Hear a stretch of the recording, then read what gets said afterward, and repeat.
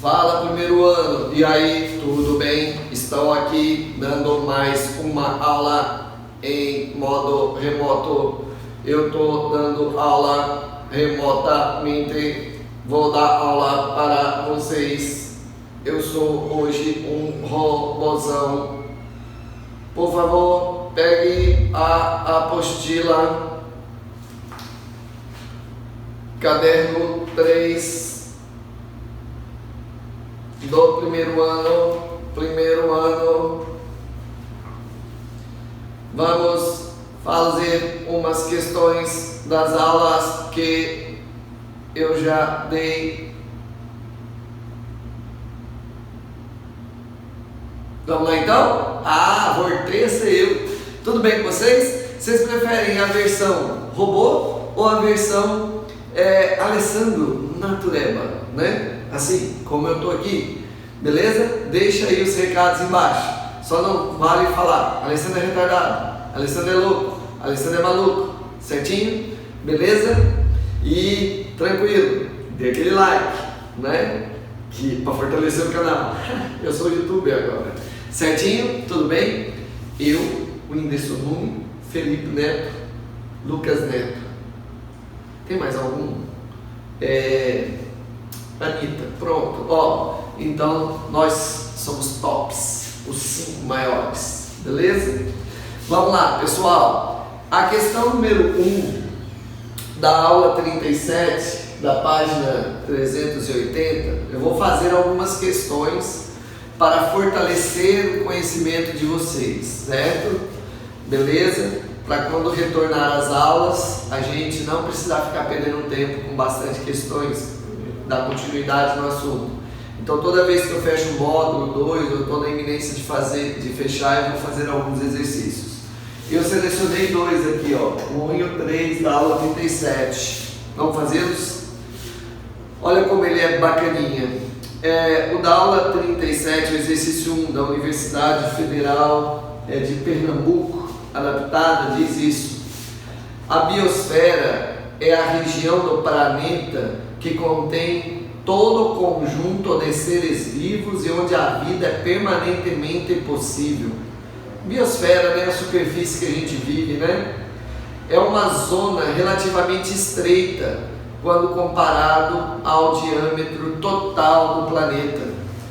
Sobre a biosfera é incorreto afirmar que, então o que você tem que marcar como certo é aquilo que é errado. A biosfera terrestre, além dos elementos indispensáveis, congrega uma série de circunstâncias que eliminam ou atenuam os efeitos nocivos à vida do planeta. Sim, olha só, biosfera terrestre, além dos elementos indispensáveis, congrega uma série de circunstâncias que eliminam ou atenuam os efeitos nocivos da vida. Ou seja, a ideia é que a biosfera ela resiste ao processo de impacto, né? Tá certo? Uma parte da biosfera encontra-se na atmosfera, sim, né? Você tem os passarinhos, né? As bactérias, né? Pelo ar, né? Beleza? Esta é um importante meio, entre outros fatores, para a dispersão de sementes, pólen, células reprodutoras de micro-organismos, né? O vento é um agente polinizador, certo? A composição da biosfera varia continuamente, como resultado principalmente da própria atividade biológica, que nela se realiza há milhões de anos. Ou seja, ela é um ambiente dinâmico, vai se mudando a partir das mudanças do clima e por aí vai, né? D. A presença de certa quantidade de ozônio nas altas camadas da atmosfera é fundamental à biosfera, pois absorve grande parte das radiações ultravioletas que podem prejudicar o desenvolvimento da vida. Verdade, é uma camada de proteção contra os raios violetas. Bom, eu acho que a errada deve ser aí, né? A biosfera abrange uma área isolada da superfície terrestre, portanto não coincidente com as áreas da litosfera, hidrosfera e atmosfera. A parte viva da Terra comunga, cria intercâmbios com a atmosfera, com a hidrosfera e com a litosfera, num equilíbrio, né? E o homem vem desequilibrando isso, mas na essência, né, há uma harmonia na dinâmica dessas partes da Terra. Então a alternativa correta é a alternativa E, essa é a incorreta. Vamos ver agora o número 3. Então a alternativa E, de Alessandro, um menino especial. Beleza? Vamos ver agora a questão número 3. O buraco da camada de ozônio transformou mais uma vez em pesadelo a vida de 120 mil habitantes de Punta Arenas, no sul do Chile. Eles foram alertados de que se tivessem que sair de casa entre 11 e 15 horas, deveriam necessariamente utilizar mangas compridas, óculos escuros, chapéu e protetor solar. Item A. Porque o buraco da camada de ozônio exige das pessoas cuidados especiais? Porque a camada protetora de ozônio, quando ela está rarefeita, o famoso buraco, vai permitir com isso a passagem dos raios ultravioletas, e isso daí gera danos à saúde humana, então tem que se proteger. B. Considerando a hipótese de que os danos na camada de ozônio sejam fruto da ação humana, quais as ações que contribuiriam para conter a expansão do buraco de ozônio? Evitar a emissão do clorofluorcarbono, o famoso CFC, que ao reagir com o ozônio, o famoso O3, retira-o da camada protetora. Beleza. Bom, então, na aula 37, essas duas foi a que eu escolhi para fazer. Agora, na aula 38, nas aulas 38 e 39, eu escolhi algumas também para fazer. A primeira é a 1, né, da página 382, você dá o pause aí e pegue o material. Romance de adaga e tangó, o céu separava turvo e o vento açoitava o pasto, quando o janeiro já gasto prenunciava um temporal.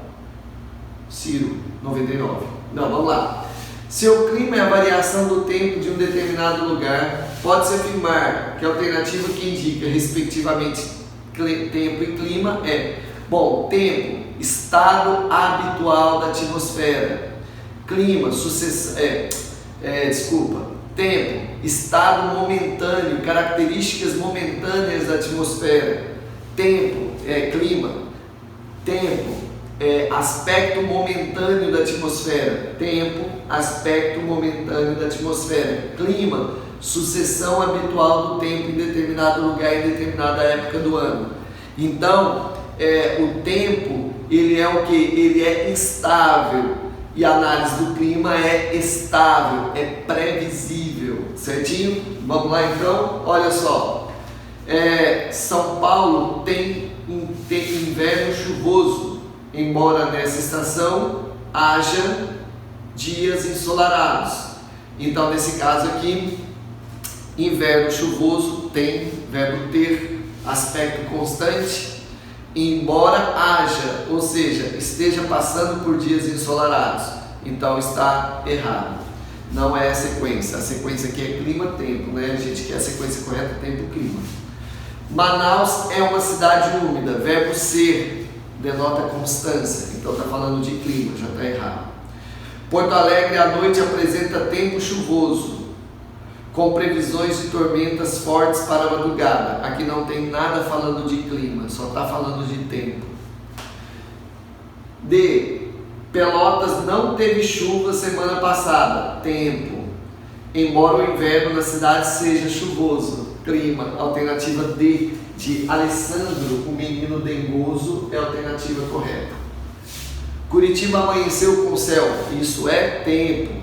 Com grandes possibilidades de chuvas esparsas. Isso é tempo. Então é análise do tempo apenas. Vamos lá agora. Questão 2 do Enem. Umidade relativa do ar é o termo usado para descrever a quantidade de vapor de água contida na atmosfera. Ela é definida pela razão entre o conteúdo real de umidade de uma parcela de ar e a quantidade de umidade que a mesma parcela de ar pode armazenar na mesma temperatura e pressão quando está saturado de vapor, isto é, 100% de umidade relativa. Então, o que é a umidade relativa do ar? Falando grosso modo, é a quantidade de água retida na atmosfera, certo? O gráfico representa a relação entre umidade relativa do ar e sua temperatura ao longo de um período de 24 horas em um determinado local. Você pode perceber que quando a temperatura está mais baixa, a umidade relativa aumenta. E quando a temperatura aumenta, a umidade relativa diminui. Por quê? Porque com certeza pode estar rolando uma precipitação. Considerando as informações do texto do gráfico, conclui-se que a insolação é o fator que provoca a variação da umidade. Sim, olha só, as horas do dia, e você tem o aumento e a oscilação da temperatura pela insolação ou não, e isso vai gerar uma variação na umidade relativa do ar. Então a alternativa correta é a alternativa A de I love you, certinho? Beleza? Como é um gráfico interpretativo, não precisaremos lembrar dos outros. E por último, derradeiro, questão 5. O mapa abaixo indica a ocorrência de queda de neve na América do Sul. Observe o mapa e responda a questão. Vamos lá então? Bom, olha só, neve no sul. Quais fatores climáticos determinam a distribuição geográfica da ocorrência de neve na América do Sul? Simples. Altitude e latitude. Latitudes médias altas no extremo sul e a Cordilheira dos Andes na parte oeste da América do Sul. Então, latitude e altitude que determinam isso. Quais são as condições momentâneas do estado do tempo necessárias para a ocorrência de precipitação em forma de neve? Você precisa de um frio muito grande e nuvens e presença de umidade. Se não tiver nuvens, presença de umidade, não tem neve. Se tiver calor, não tem neve. Então você precisa de umidade associado a quedas térmicas violentas. Então, como é aberta, não tem alternativa correta. Certinho? Falou, um abraço, até mais.